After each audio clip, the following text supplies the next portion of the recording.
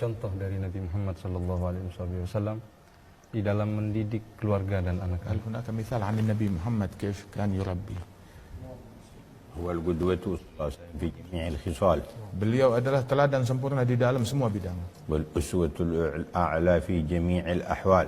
dan landasan yang utama, teladan yang paling utama dalam setiap kejadian.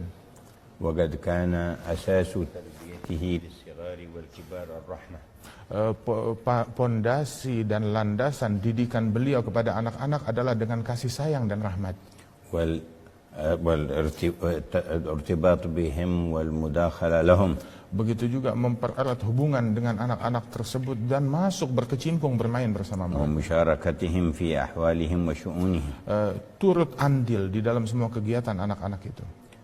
ثم حسن التنبيه والتذكير بما يجب وبما يحذر ويترك.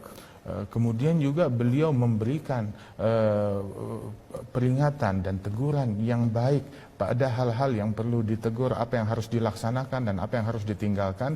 Semua itu dididik oleh Rasulullah, ditegur dengan teguran yang baik. بدأت تربيته لأصباطه الحسن والحسين في ساعة ولادتهم. Dimulai pendidikan dari Nabi Muhammad kepada cucu beliau Al-Hasan dan Al-Husain sejak mereka lahir. بالأذان في أذنهم في الأذن اليمنى والإقامة الصلاة في الأذن اليسرى. Dengan begitu mereka lahir diazankan di telinga kanan dan diiqamahkan di telinga kiri. وبالتحنيك المخلوط بريقه وبذكر الله. Kemudian juga ditahnik yang bercampur daripada tahnik tersebut dengan liurnya Rasulullah dan dicampur dengan zikir. وبالعقيقة عنهم. Dan juga memberikan akikah atas mereka. ثم بحملهم وملاطفتهم. Kemudian Rasulullah menggendong mereka dan juga mencurahkan kasih sayang dan lemah lembut kepada وقد mereka. كان الكثير من أهل المدينة يأتون بأولادهم وقت الولادة ليحنكهم. Banyak dari para penduduk kota Madinah membawa anak-anak mereka, bayi-bayi yang baru lahir, untuk ditahnik oleh Rasulullah SAW. وكانوا لا يتركون أن يزوروا بهم رسول الله صلى الله عليه وسلم في أيام طفولتهم. Bahkan mereka pun juga tidak lupa untuk membawa anak-anak mereka berkunjung kepada Rasulullah SAW di masa kanak-kanaknya. وذلك لأن الطفل قبل التمييز وبعد التمييز متأثر بمن يجالس. Sebab balita, anak-anak kecil sebelum usia tamyiz ataupun setelahnya, mereka itu akan terpengaruh dengan teman duduk dan lingkungan mereka. وقد كان يضعهم على حجره الكريم. Dahulu Rasulullah memangku keduanya itu di pangkuannya. حتى منهم من بال على حجره. Di antara anak-anak yang pernah dipangku oleh Rasulullah bahkan yang mengompol di pangkuan Nabi Muhammad. كان كثيرا ما ينظم المسابقة وشيء مما يشتغل به الأطفال للحسن والحسين. Bahkan juga Rasulullah turut mengelola perlombaan yang dilaksanakan oleh anak-anak tersebut, bahkan antara Al-Hasan dan Al-Husain. وقد يتولى إطعامهم وتلقيمهم بيده. Bahkan Rasulullah tidak segan untuk menyuapi mereka dengan tangannya sendiri. ولما تناول الحسن يوما تمرة من تمر الصدقة انتزعها من وسط فمه وقال كخ كخ أما تدري أن لا نأكل الصدقة. Pernah satu kali salah seorang cucunya Rasulullah SAW memakan daripada kurma sedekah, maka Nabi Muhammad mengeluarkan kurma itu dari mulut mereka dengan tangannya dan menyuruhnya untuk memuntahkan, keluarkan. Tahukah engkau sesungguhnya kami para ahlul bait, kami tidak makan daripada uang sedekah. ومع عظيم ملاطفته ورحمته لم يأذن له بتجاوز الحد في تمرة صغيرة. Artinya bersama kelembutan dan kasih sayang Rasulullah SAW, beliau tetap tegas dan tidak mengizinkan anak-anak yang beliau kasihi itu melewati batas, mengambil sesuatu yang bukan haknya walaupun itu hanya sebutir kurma. ولم يقل هذا صغير لا يعرف بعد. Tidak berucap, oh ini masih kecil, masih belum faham, jadi biarkan saja. Tidak. ونتركه والتمرة.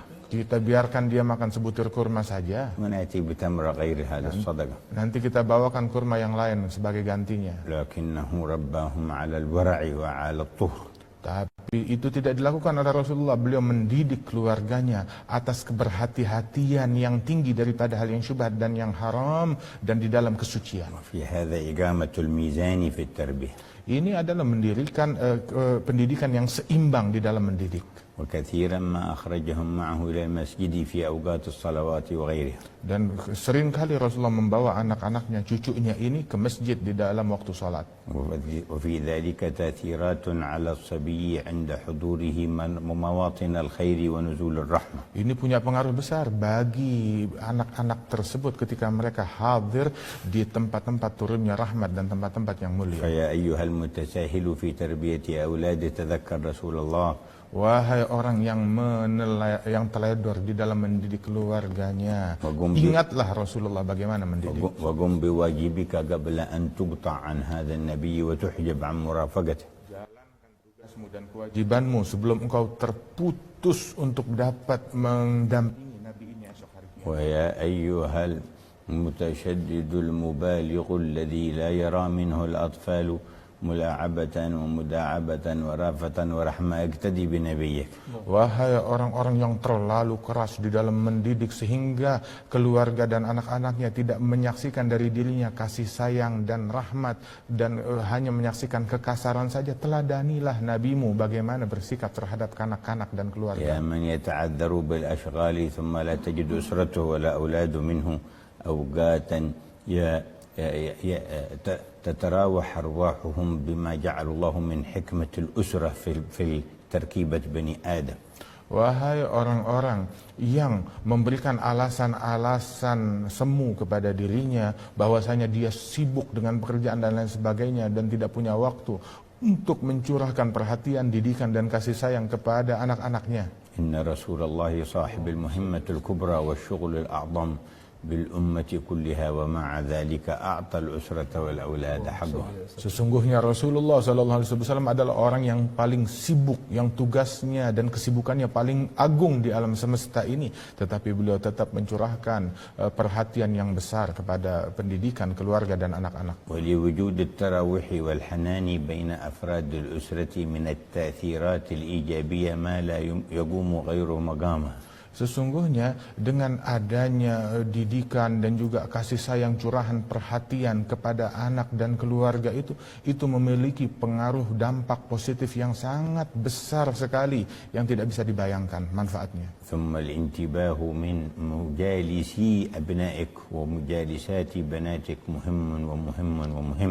Dan engkau memiliki tugas besar bagaimana memperhatikan teman duduk dan lingkungan dari anak laki-laki dan anak perempuanmu, bersama siapa mereka duduk, bersama siapa mereka berkawan, siapa yang mendampingi mereka. Ini adalah hal yang sangat penting. Sebab tabiat watak itu mencuri, mengambil dari watak yang menjadi teman dudukmu. Sesungguhnya setiap orang yang berkawan dengan orang yang bejat, dia maka akan tenggelam dalam pergaulan bebas.